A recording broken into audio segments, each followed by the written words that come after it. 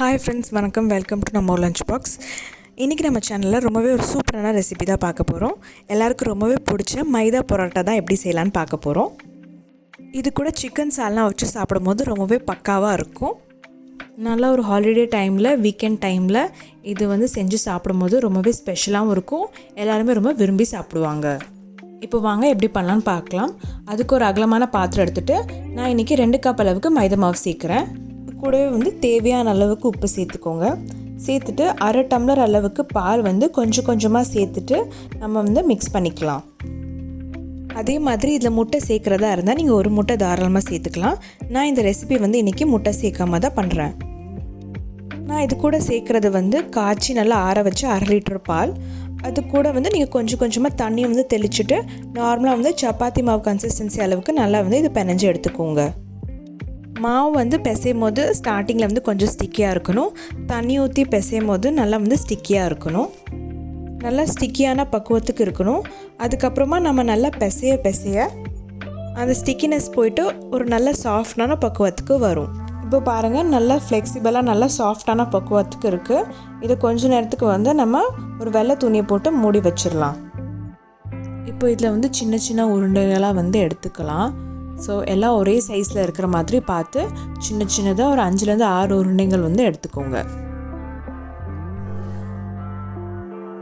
இப்போ நம்ம ரெடி பண்ணி வச்சுருக்கிற உருண்டைகளை நல்லா எண்ணெய் ஃபுல்லாக ப்ரஷ் பண்ணி ஒரு 1லேருந்து 2 மணி நேரம் வரைக்கும் இது நல்லா ஊற வைங்க. அதுக்கு மேலே ஊற வச்சு கூட ரொம்ப சாஃப்டாக வரும் உங்களுக்கு பரோட்டா.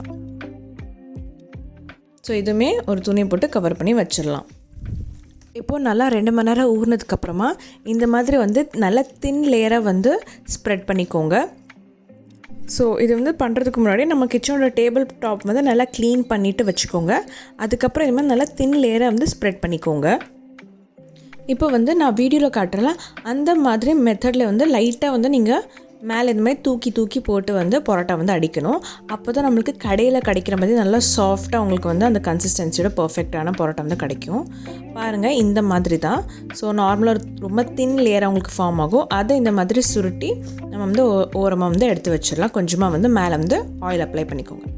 எல்லாமே இதே மெத்தடில் நம்ம இந்த மாதிரி சுருட்டி தண்ணி எடுத்து வச்சிடலாம். ஸோ நல்லா கையை விட்டு நல்லா அழுத்தி நல்லா தின் லேயருக்கு இதை ஸ்ப்ரெட் பண்ணிவிட்டு அதுக்கப்புறம் இந்த மாதிரி வீடியோவில் காட்டுற மாதிரி நீங்கள் ப்ரொசீஜரில் பண்ணிங்கன்னா உங்களுக்கு நல்லாவே நல்லா கர்ச்சீஃப் மாதிரி நல்லா ஸ்ப்ரெட் ஆகும் உங்களுக்கு பரோட்டா. ஸோ பாருங்கள், இந்த மாதிரி பண்ணிவிட்டு அப்புறம் ஆட்டோமேட்டிக்காக நல்லா தின் லேயராக உங்களுக்கு ஃபார்ம் ஆகும். அதுக்கப்புறம் அதை நல்லா சுருட்டி நம்ம அதே மாதிரி ஓரமாக எடுத்து வச்சிடலாம். பாருங்கள், இதே மாதிரி எல்லா பரோட்டாவும் செஞ்சு வச்சாச்சு. இப்போ ஒரு பரோட்டா எடுத்துகிட்டு நல்லா உள்ளங்கையில் இந்த மாதிரி அழுத்தி ஸ்ப்ரெட் பண்ணிக்கோங்க. லேயர்ஸ் எதுவுமே விடாமல் பாருங்கள், இந்த மாதிரி நல்லா ஸ்ப்ரெட் பண்ணிக்கோங்க. அவ்வளோதான். இப்போ பரோட்டா சுட்டு எடுக்கிறதுக்கு தயாராக இருக்குது. ஸோ அதுக்கு தவா சூடு பண்ணிக்கோங்க. சூடு ஆனதுக்கப்புறமா இல்லை பரோட்டா சேர்த்துட்டு லோ டு மீடியம் ஃப்ளேமில் குக் பண்ணி எடுத்துடலாம். ஹை ஃப்ளேமில் வச்சோன்னா வெளியில் கலர் சேஞ்ச் ஆகும், ஆனால் உள்ளே வேகாமல் இருக்கும். ஸோ லோலேருந்து மீடியம் ஃப்ளேம் வரைக்குமே இது நல்லா குக் பண்ணி எடுத்துக்கோங்க. பரோட்டா ரொம்ப பெரிய சைஸில் திரட்ட வேண்டாம், கொஞ்சம் மீடியம் சைஸில் திரட்டிக்கோங்க. பாருங்கள், இந்த மாதிரி. இப்போ 2 பக்கமே கொஞ்சமாக எண்ணெய் சேர்த்துட்டு நல்லா பரோட்டா சுட்டு எடுத்துக்கோங்க. அவ்வளோதான், பரோட்டா குக் ஆயிடுச்சு. இப்போ மீதி இருக்கிற மாவுலையும் இதே மாதிரி பரோட்டா செஞ்சு எடுத்து வச்சிடலாம்.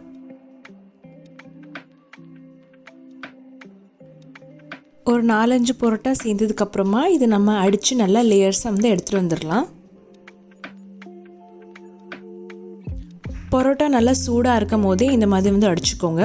அப்போ தான் அந்த லேயர்ஸ் நல்லா பர்ஃபெக்டாக வரும். அவ்வளோதான் ஃப்ரெண்ட்ஸ், நம்மளோட சூப்பரான பரோட்டா ரெடி ஆயிடுச்சு. இதே மெத்தடில் வீட்டில் கண்டிப்பாக ட்ரை பண்ணி பாருங்கள். எல்லாருக்குமே ரொம்பவே பிடிக்கும். நீங்கள் வீட்டில் தான் பண்ணிங்க அப்படின்னு சொன்னால் யாருமே நம்ப மாட்டாங்க. அந்த அளவுக்கு ரொம்பவே சூப்பர் சாஃப்டாக பர்ஃபெக்டாக இருக்கும். இன்றைக்கி நான் இந்த பரோட்டா கூட சிக்கன் சால்னா பண்ணியிருக்கேன். நீங்கள் அதுக்கு பதிலாக வெஜ் குருமா இல்லைனா மட்டன் குருமா கூட பண்ணி சாப்பிட்லாம். அதுவுமே ரொம்பவே சூப்பராக இருக்கும். ஸோ இது நீங்கள் கண்டிப்பாக ட்ரை பண்ணி பாருங்கள். ட்ரை பண்ணி பார்த்துட்டு உங்கள் ஃபீட்பேக்கை மறக்காமல் கமெண்ட் செக்ஷனில் ஷேர் பண்ணுங்கள். உங்களுக்கு இந்த வீடியோ பிடிச்சிருந்துச்சுன்னா லைக் பண்ணுங்கள், ஷேர் பண்ணுங்கள். நம்ம ஒரு லஞ்ச் பாக்ஸ்க்கு சப்ஸ்கிரைப் பண்ணிடுங்க. தேங்க்ஸ் ஃபார் வாட்சிங்.